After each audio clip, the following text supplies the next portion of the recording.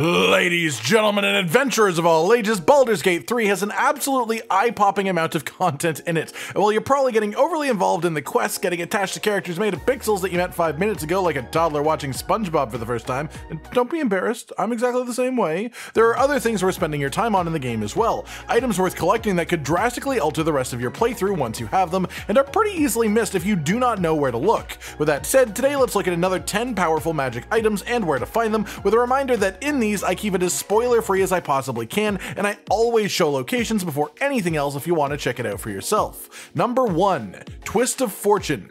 This weapon is found in a location that most people will go through in their playthrough, but not from something that you need to interact with by any means. The location is the Wraithwind Town Toll House, the entrance from the bridge. You can easily just go around this location to the side, it's not hard at all, or you can just move quickly through without finding the main NPC of the area at all. This person, absolutely covered in armor, that literally drops money as they walk. If you talk to them, they'll tell you that there is a toll to get past into the town, and if you try to cooperate, they'll eventually tell you that the toll is all the money that you have. You can just leave, you can, well, give them the money if you want to, or you could just, kill them. Just saying. This fight is actually reasonably difficult if you decide to take it straight up. The other choice, though, to make it easy is to kill all of the floating skulls. Each of these is tied to one piece of the Tollmaster's armor, and every skull that you kill makes them more vulnerable to attack. This is also how you make this enemy actually lootable at the end by removing the heavy magical metal suit that is covering them.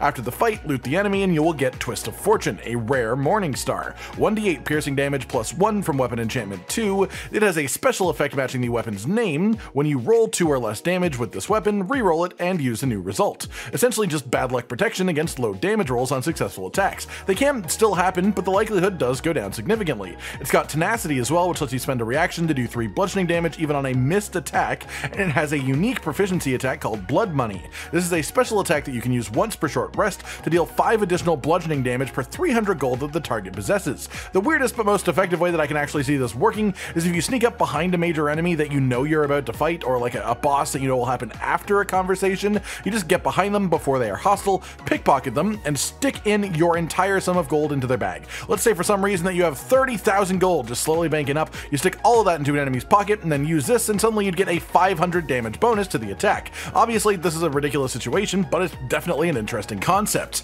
Number 2. The True Love Rings. This is actually technically 2 items, but they are required to make each other function, and they are both found around the House of Healing area in Wraithwind. If you go up to the main road in the middle of the town, you will find the entrance to a cemetery. Pretty much immediately as you enter this area, if you look to a tree nearby, you will find a skeleton that you can loot to get True Love's Caress, a special ring in need of a partner to make it actually function. That partner ring is actually inside of the House of Healing itself. Immediately upon entering the first door, the front door, the room to the left is a line of beds, and beside one of these beds is, you guessed it, a skeleton. Loot it and you will find True Love's Embrace, which is the other half of this pair. The Embrace ring lets you cast Warding Bond once per long rest on a target who is wearing the matching ring, the Caress ring. This makes it so whenever that person takes damage, you take matching damage as well, but they also have +1 to AC and also saving throws, as well as resistance to all damage. So essentially, due to the resistance having the damage in the first place, you are essentially taking the same damage numbers you would have before as it applies to 2 characters, but because it is split between 2, it creates more longer term HP sustainability, especially if you consider AoE healing as being a thing. These rings are quite solid, and the best part of them is that the effect lasts until long rest, and it doesn't disappear when you unequip them. So the real trick here is just use these once per long rest, then put on some other rings that'll have more potent effects more frequently, and then just move on with your life. Number 3. Protective Plate. For this one, the item itself is a bit mundane, but the location it is found in is absolutely crazy. Last time we did one of these videos, I told you about a chest located in a weird spot across some rocks from the morgue here, but what I've since realized is not only can you enter this little cavern from the opposite side, there is a cave located here in the overworld in this spot that you'll need to get to and find to enter from the side. But from this side, you can actually see below your starting platform on the other side, there is a skeleton that has loot on it. Go down here and a fight starts, beat the fight, and loot the main skeleton to get Protective Plate. It's a heavy armor item, 18 AC, and resistance to necrotic damage, which is the special part of this one. Number 4. The Halberd of Vengeance. From this point on, all the remaining items will have something to do with Moonrise Towers as far as how you get them in the Shadowcurse lands. This is a story location, so if you have not been here yet, you may want to drop out here and come back later. But there are a lot of goodies in this area that you can easily miss out on if you don't explore it properly. The first one is quite simple though. Just walk up to the first vendor that you meet upon entry, the Bugbear vendor specifically, and his first item in the list is the Halberd of Vengeance. Not cheap at all, over 1,000 gold to buy, but it's 1d10 1d10 slashing and 1d4 of force damage as a bonus, a +2 weapon enchantment, which is fantastic. It also has Sentinel Weapon as an effect, which gives you +1 to initiative rolls and advantage on perception, as well as Adroit Reflexes, which just makes reaction attack rolls have advantage, and that one is pretty specific as to when it actually takes effect, but it's also really good when it does. It's just a really solid weapon overall. Number 5, the Gauntlets of Surging Accuracy. Now the last one you may be thinking, oh, that's just a vendor item. Well, for this one it's also a vendor item, and it's actually from the same vendor, but you definitely wouldn't see it the first time that you talk to them because it just isn't in their stock. Instead, what you need to do is talk to the commander of Moonrise Tower. She will tell you that she wants you to collect a relic, and once you drag the conversation on long enough, exhausting all the options, you can tell her that she should provide help if this objective is so important, and so she tells you to go to the quartermaster and tell him to let you in on the secret stash. Part of the secret stash is the Gauntlets of Surging Accuracy. This is specifically a top tier piece of equipment for any fighters or anyone who is multi-class into fighter for the Action Surge bonus. It makes it so when you use Action Surge, every attack roll that you make that turn gets a 1d4 bonus to hit chance, and then you get +1 to strength saving throws on top of that. To put this into perspective, with my Lae'zel set up in an Action Surge turn, I can do up to 5 attacks if I also get a kill at some point during that sequence, which means you realistically can get up to 5d4 of bonus value during that turn from these gloves, not to mention it just makes some other feats really strong as a companion piece, so these are just really solid for anyone even remotely fighter inclined.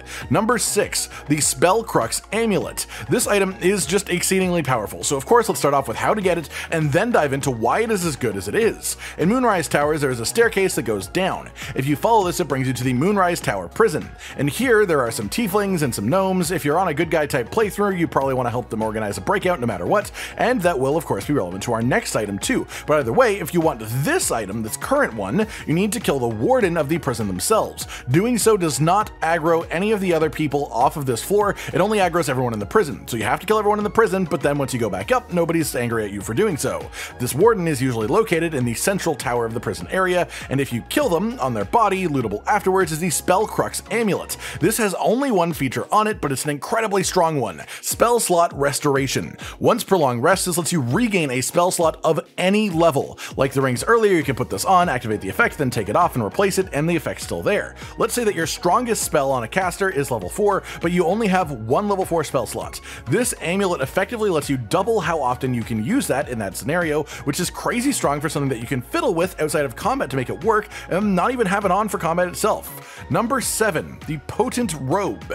Now this one is also extremely powerful and a very aptly named item actually. Remember in the last section how we talked about the gnomes, the tieflings in the prison of Moonrise Towers? Well, if you want this item, you will in fact have to rescue them from the prison.